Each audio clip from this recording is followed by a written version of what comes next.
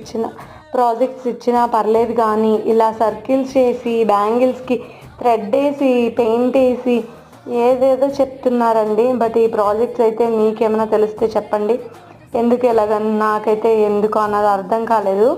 అంటే మంచి యూస్ఫుల్ అయ్యే ప్రాజెక్ట్స్ ఇస్తే ఓకే, కానీ ఈ ప్రాజెక్ట్ నాకు ఎందుకో యూజ్లెస్ అనిపిస్తూ ఉంటుంది అనమాట. ఇది ఏంటంటే మళ్ళీ ఇదేంటి ఆ తర్వాత రోజు వ్లాగ్ అనమాట.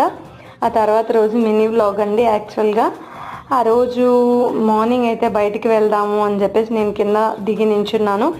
మా వారైతే ఇదేంటి బండి తీస్తూ ఉన్నారు.